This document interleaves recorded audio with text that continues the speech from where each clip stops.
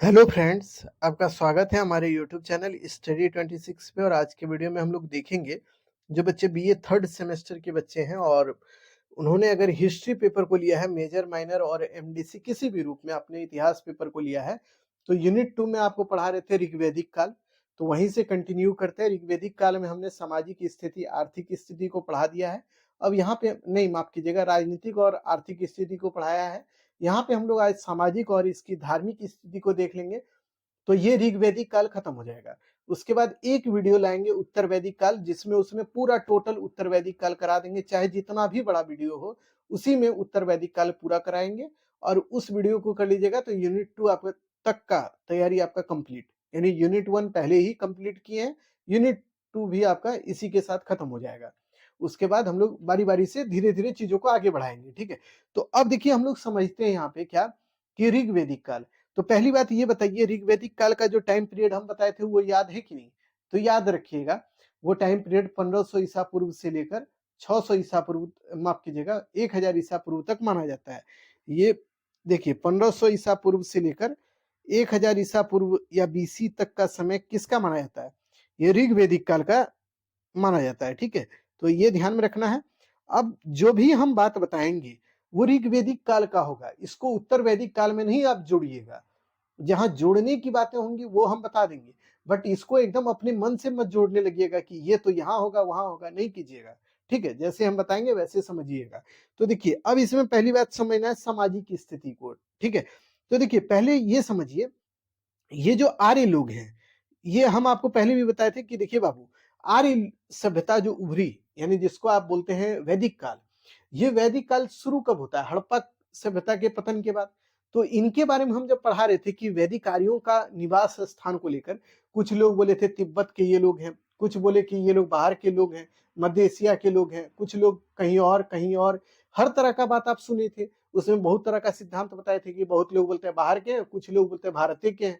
तो ऐसा चीज हम जब आपको पढ़ा रहे थे तो वहां पे हम बताए थे कि एक तो ये बात क्लियर होता है, मैक्स मुलर बोला है कि मध्य एशिया यानी सेंट्रल एशिया के ये आर्य लोग हैं, ठीक है।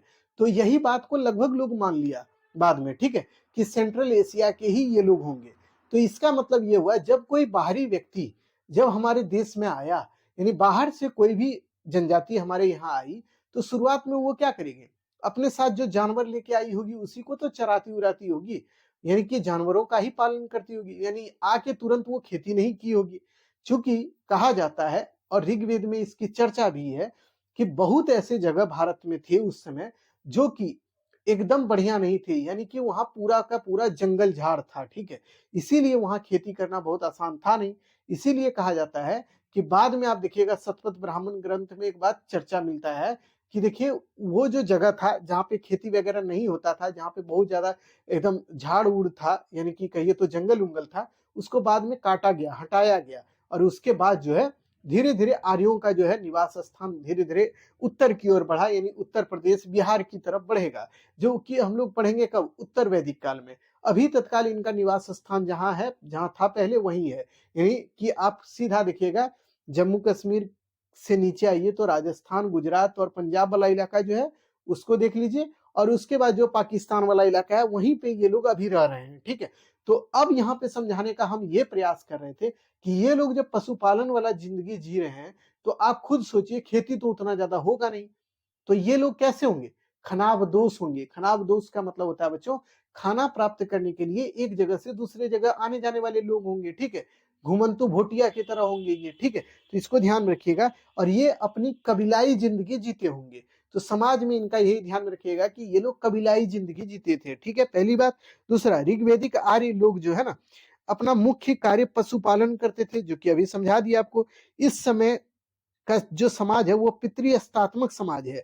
और आपको हम बताए थे कि हड़प्पा सभ्यता जो आप पढ़ रहे हैं पूरे इतिहास में, हड़प्पा सभ्यता और सातवाहन काल, यही दो समाज है, या दो ही सभ्यता है, या दो ही बार आप देखिएगा इतिहास में जहाँ पे महिलाओं को बहुत ज्यादा वर्चस्व दिया गया, यानी महिलाओं के लिए वो बढ़िया काल माना जाता है, सातवाहन काल और हड़प्पा काल। उसके बाद जो है महिलाओं की स्थिति उतनी अच्छी नहीं रही जितनी कि इन दोनों काल में थी। यानी हड़प्पा काल में महिलाओं की स्थिति अच्छी होने की वजह से उसको उसको मातृहस्तात्मक काल बोला गया। और वहीं पे देखिए वैदिक काल में क्या हो गया, पितृहस्तात्मक काल हो गया, यानी यहाँ पे पिता की वर्चस्व बढ़ गई, यानी पिता ही हेड हो गया घर का। और पहले क्या होता था, घर की मम्मी जो होती थी वो हेड हो जाती थी, घर की मालकिन वही होती थी महिला, लेकिन अब हो गया घर का मालिक कौन, पुरुष या उसका बड़ा बेटा। अगर कोई पुरुष नहीं है घर में तो उसका जो बड़ा बेटा है वही उसका घर का हेड हो जाता था, ठीक है। तो इस समय यही हो गया, इसको ध्यान रखिए। और हड़प्पा काल में क्या था, मातृहस्तात्मक था, वहां महिलाएं हेड होती थी, लेकिन यहाँ पे क्या हुआ कि पुरुष हेड हो गया। अब यहाँ से पूरा इतिहास पढ़िएगा तो वहां पुरुष का ही वर्चस्व रहेगा, महिला का वर्चस्व धीरे धीरे घटता चला जाएगा, ठीक है। उसके बाद देखिए समाज में पुरुषों की प्रधानता थी, परिवार का स्वामी जो होता था पिता या उसका बड़ा बेटा होता था, यानी कि घर का हेड कौन होता था, बाप होता था, या नहीं तो उसका बड़ा बेटा होता था, ठीक है। तो इसको भी ध्यान में रखिएगा। अब देखिए वर्ण व्यवस्था, वर्ण का मतलब अभी आप देखिए, अभी हम लोग जो है ना बहुत जाति में है, जैसे कोई ब्राह्मण है, कोई क्षत्रिय है, यानी कोई राजपूत अपने आप को बोलते होंगे, कोई कुशवाहा बोलते होंगे, कोई यादव बोलते होंगे, कोई कुछ तो कोई कुछ, मतलब जितनी भी जातियां हैं हम सबका नाम नहीं ले सकते, क्योंकि आप भी जानते हैं हजारों जाति है, तो उतना नाम हम लेते हुए बैठेंगे तो पढ़ाएंगे कब, खुद ही सोचिए। तो जाति व्यवस्था और वर्ण व्यवस्था दो तरह की बातें हैं। वर्ण व्यवस्था ये होता है ना बच्चों, जिसमें जाति की बात नहीं होती है, वहां पे वर्ण व्यवस्था में ये होता है, आप अगर मान लीजिए राजपूत हैं और आप अगर पूजा पाठ करते हैं तो आप ब्राह्मण हो गए।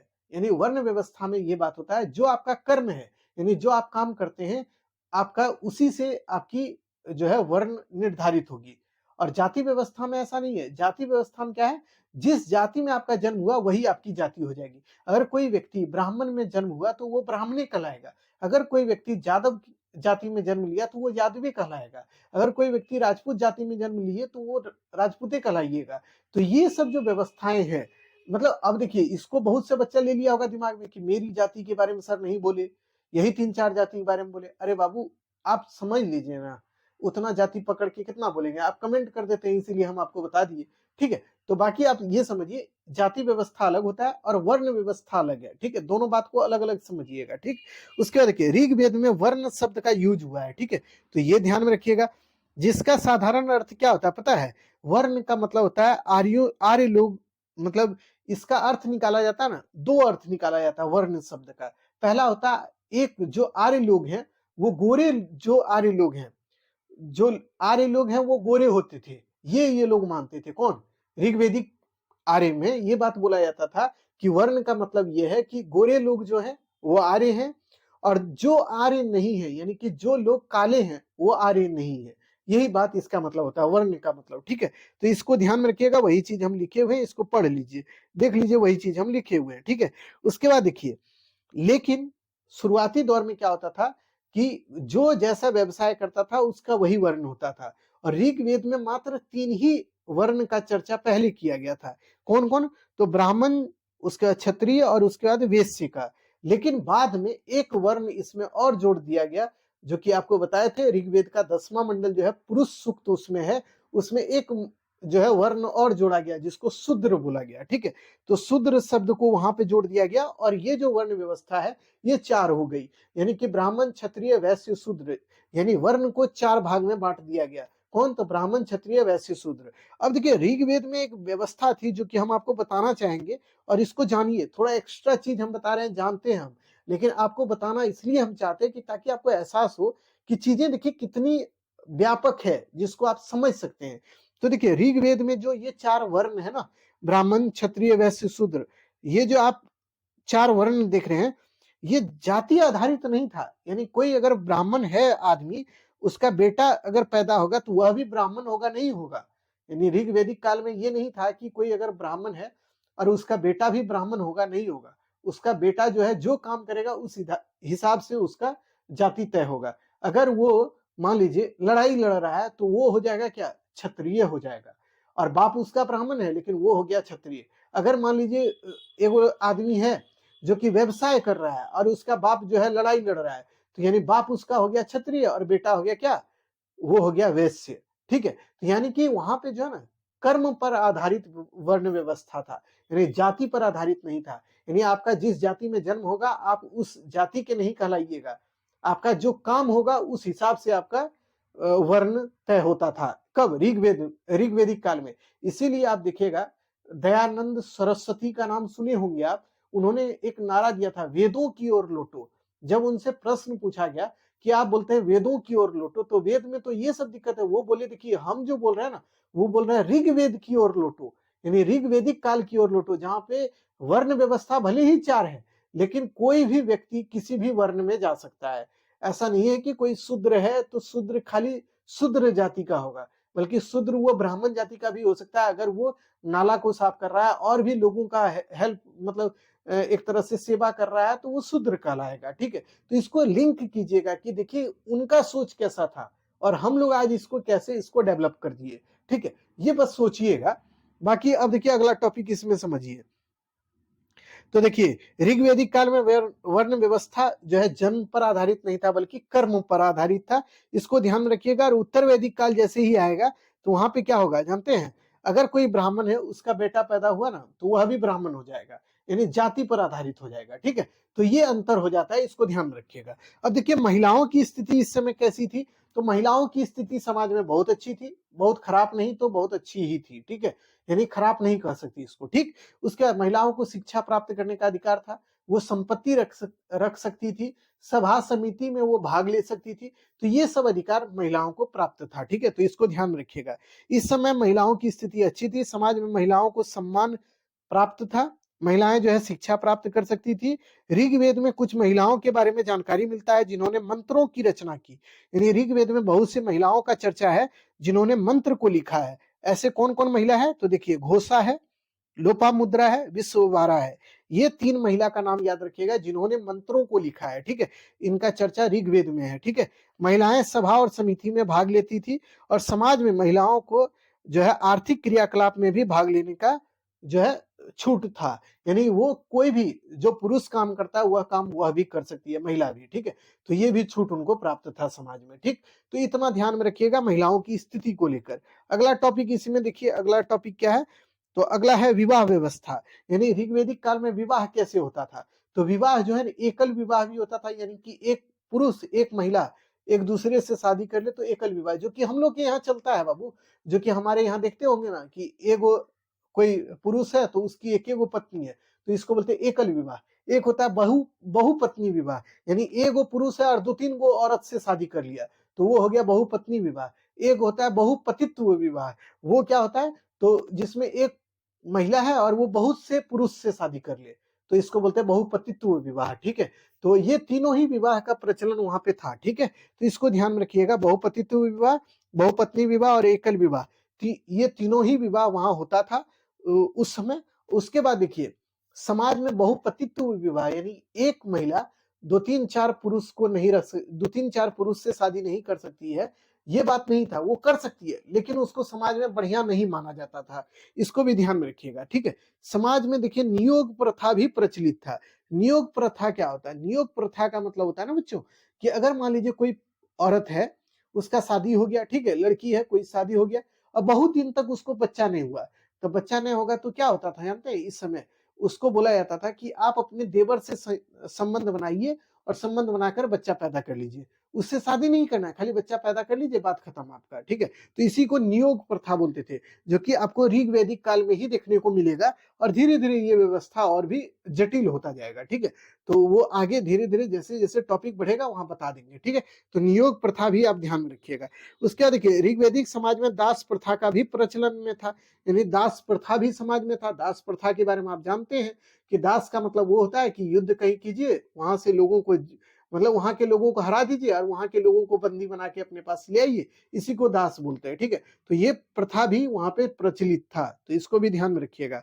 उसके बाद देखिए ऋग्वेदिक काल में और क्या है, मनोरंजन के साधन, यानी इन लोग का मन कैसे लगता था, ये लोग क्या खेल कूद करते थे।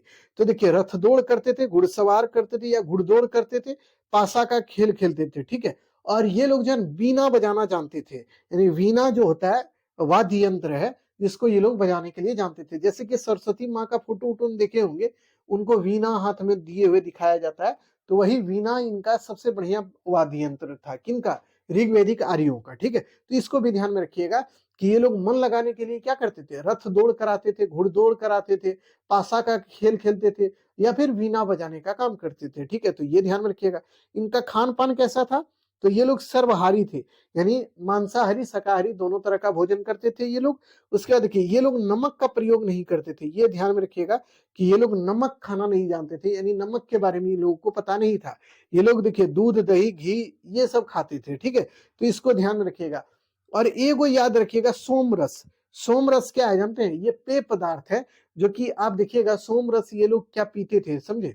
और सोमरस जो होता था ना, ये जैसे कि कोई भी यहाँ पे धार्मिक कर्मकांड होता था तो उस अवसर पर ये लोग सोमरस को पीते थे, ठीक है, तो ये ध्यान में रखिएगा। ये वो पीने वाला एक कहिए ना पीने वाला एक तरह से पदार्थ था, ठीक है, तो इसको यही समझिए। जैसे कि हम लोग अभी नहीं पीते हैं, जैसे कोल्ड ड्रिंक कोई भी पीते हैं तो ठीक वैसे ही ये सब था, ठीक है।